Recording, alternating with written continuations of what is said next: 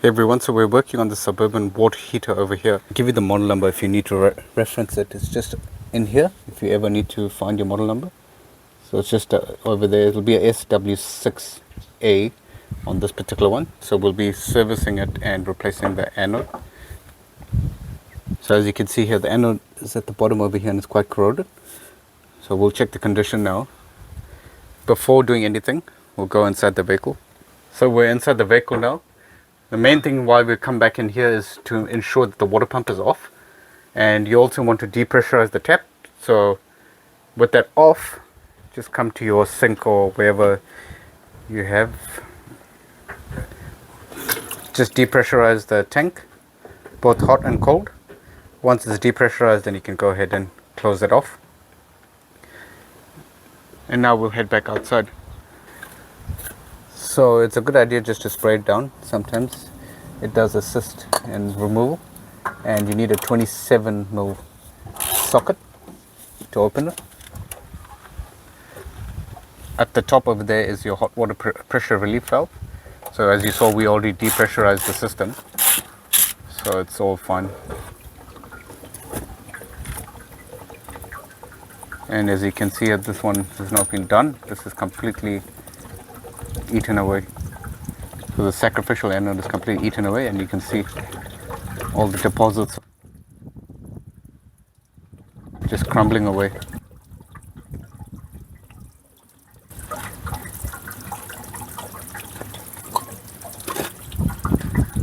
So we'll let this drain and then we'll flush out the tank, but that's basically what the old one looks like. It's completely gone. It fills up this hole, so yeah, you can see bits and pieces of it falling off. So the reason why you have the anode, as you probably know, is to protect the hot water cylinder from rust. It's a sacrificial anode. I'll put up a picture now of it, but once we have the replacement, we'll go ahead and show you how to put that in.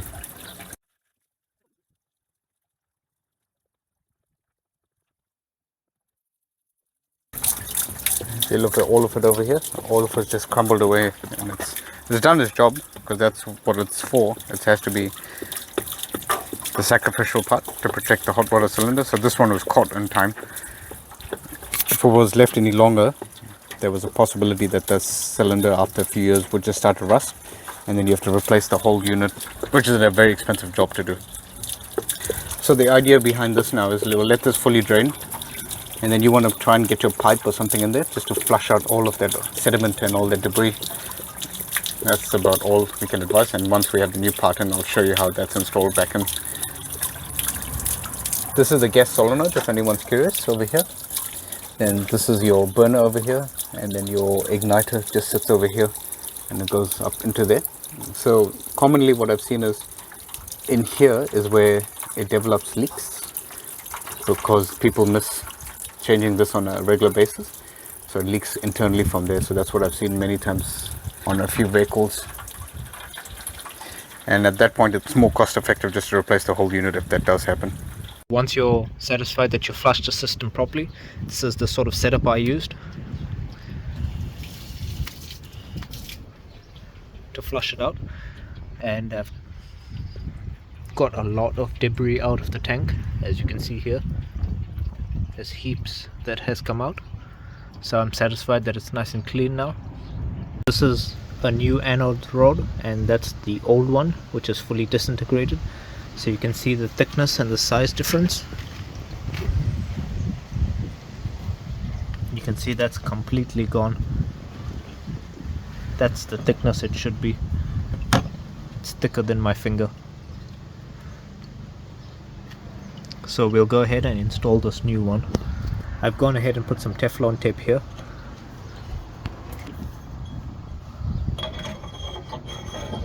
Screw it in by hand first, so you make sure you get the right threads,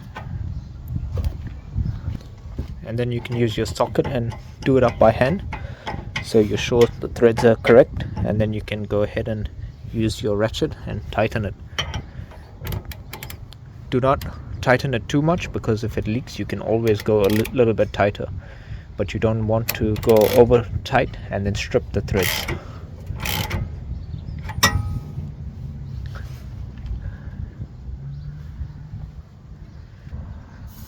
Once you're satisfied, we can go inside and turn on the water pump to let this fill and check for leaks.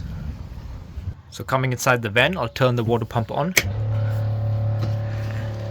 and let the hot water tank fill.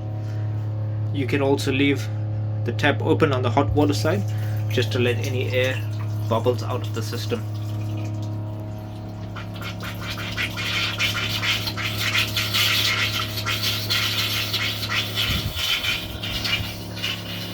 Once the water tank is full, you should see a constant steady flow of water coming out here.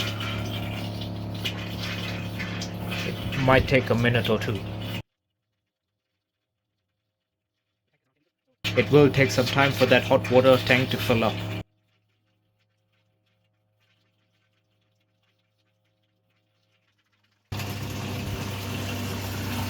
And once you see a steady flow like that, the tank is full and you should be able to turn off the tap and hear the water pump switch off like that.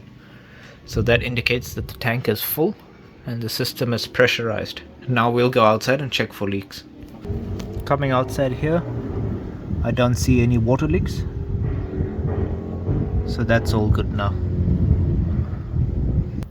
You can also blow some compressed air here just to get rid of any dust or dirt that may be in there, and that's basically how you service your hot water heater.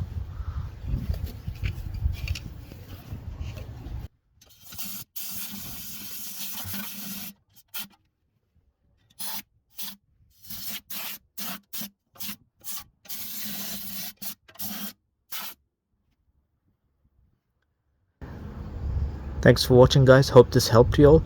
Don't forget to give the video a like and comment down below if this helped you. Thanks for watching. Bye.